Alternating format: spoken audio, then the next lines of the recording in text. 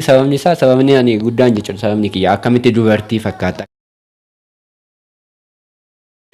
Baay'ee sodaannee turre maaliif uleen hin jira waan ta'eef caasonni illee nagumaan nu fidanii. Baanee sa'aatiin sadiitti baanee sa'aatii 12tti gallee jechuudha sigdatii maamalee homtuu naafne soomneera.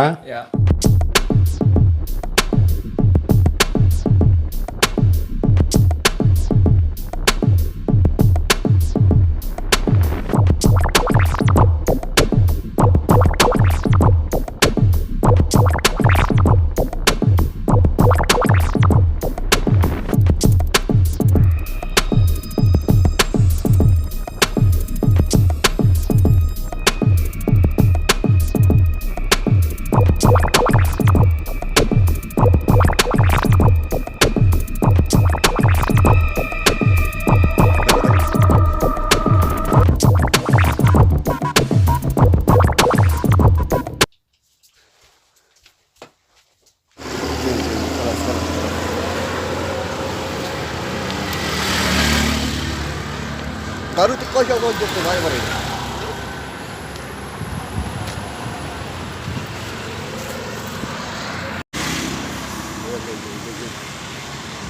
Ah, hala.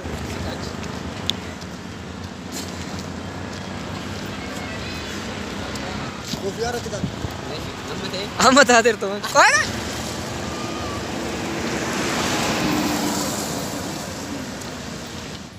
Ashama hordoftoota maatii chaanalii keenya akkam fayyaa keessanii har'a waan ajaa'ibaa taanee dhufne akkam jirtu baga fayyaa keessan taatanii har'a piraankii tokko hojjechuudhaaf baanee turre jechuudha akkuma baaneen immoo wanta Hin eeggamne nu mudate baay'ee wanta nu rifachiisedha. Ammata mana piraankii akka jettullee kasi Dhugaa laphee keenya keessaa nu balleesse baay'ee wantichi hin sodaachisaa iyyuu inni kana hanga nama baanee amma gallaa sa'aatii biratti baanee qorsii nyaannee baanee achi booda sa'aatii 12 wayii baay'ee akkasii hundaafuu piraankii hojjenna jennee yaadne jechuudha piraankii isaa gubbaatti agartan sana jechuudha baay'ee piraankii ariifii ta'a jennee yaadne turre yaadichi jechuudha yaada piraankii bareedaa ta'a jennee yaadne turre jechuudha wanni aarii jira hunduu nama sana ani caaluma muufachiisu jedhee ta'u Namni sadi nama sadi jennee taanee baanee turre gabuun oolchitee situ nu hiisisee mana jedhaa turan jechuudha baay'ee aaranii hundaafuu rakkoon qabu. adda kee hojjetta kana booda. Piraankii ayyama barbaachisa jedhamee garuu wantichi baay'ee waan nama wantoota uumiti sababni isaa sababni ani guddaan jechuudha sababni kiyya akkamitti dubartii fakkaata akkamitti jalqabumayyuu jechuudha piraankiin hin beekamu biyya kanatti. Piraankiin asalaa keessatti jechuudha. Namni tokko hin hojjetee hin beekus. Waan isaa hin beekamu surmayyuu jechuudha sababa uffata uffannee fi erga saniis yoo itti himnu jechuudha piraankiin maan yuutuubii akka viidiyoo maaliitu hojjeta isin jedhanii. Jiru poolisiin sin duuba deemee too eeguu qabaa. Yeroo piraankii hojjetan poolisiin sin duuba deemee poolisii sun ramadamee akkas ta'uu qabaadha yaadni nu ka'eerra. Gonaa miti hundaafuu akka isaanii torre jechuudha. Osoo misaan nyaatiin osoo kursii sooma tolle jechuudha har'a magaalatti wal magaalatti sooma oolle har'aayyuu sababa nama tokkoon baana jechuudha.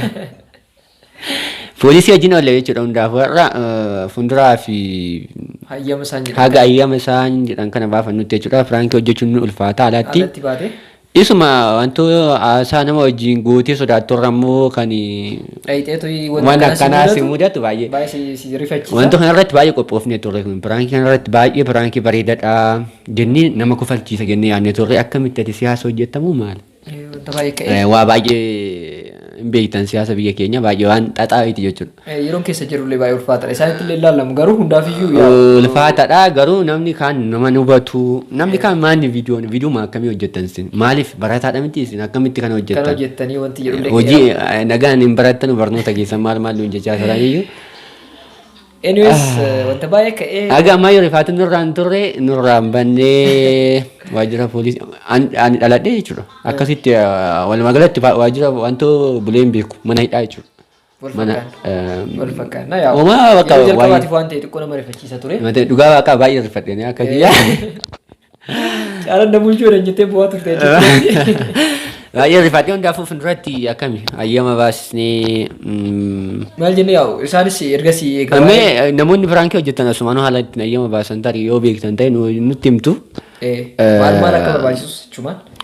Nutti himtu jechuudha. Kana guunneetu yaa'u hojii keenya dhaabatu yaada sammuu keenyatti waan ta'eef. Maalee xiqqoo bacanyee turre jechuudha nu akkatti. Baay'ee sodaannee turre maaliif uleen hin jira waan ta'eef abbumta barbaades ta'uu danda'a. Achitti. Hundaafuu akka tasaa ta'e warra achitti namoota gaariidha nama gaariidha nama bakka itti himnaanis nama nu hubatan turanii garuu caasonni illee nagumaan nu fidanii. Caasonni illee uummanni illee xiqqoo nu duuba deemee hattuudha. Waan biraa godhaniira. Yaa uffata caalaan uffata shamarranii wanta uffateef uffata kanaan nama shawwaduudhaaf fi wanta sallaayidhaa hattuudha. Waan baay'ee ta'a. Jedhamee baay'ee bakka indee mitti wayii jiraata minaan. Uleellee baannee turre ulee isaa garuu firaankii kun fuulduratti sinafu. Inni qabanne kun jechuudha yaadni kun fuulduratti hojjetama gaafa ayyama baasnee maal jennee guyyaa muraasa torbee tokkorra nu fudhatu fakkaata. Dhumarra isaanis jedhaniira kootatii ayyama haalatti baafattan sinitti himna jedhamee sinitti himna jedhamee jira yaada gaariidha jenna akka hundaafu. Dhaafii oolmaan keenya kana fakkaata. Rifannoon kun yoo nu keessaa ba'e ittiin ni hojjenna. Ni hojjenna rifaatuun isaarra galgala horafte gurgana min dagatta waan ta'eedhaafi. Anyways oolmaan keenya guyyaa har'aa piraank hojjechuudhaaf. Baanee sa'aatii sadiitti baanee sa'aatii 12tti gallee jechuudha sigdatii maamalee homtuu naafne soomneera misaa nyaannee. Shinti beetiin deemne ayyoo hundaafuu kana fakkaata nagaan nu tura fayyaa ta'a isin jaallanna kaan aaree waan jiruuf namni kaan aaree waan jiruuf baay'ee aaree jira sababa keessanii akkana ta'e hundaafuu nagaan nu tura.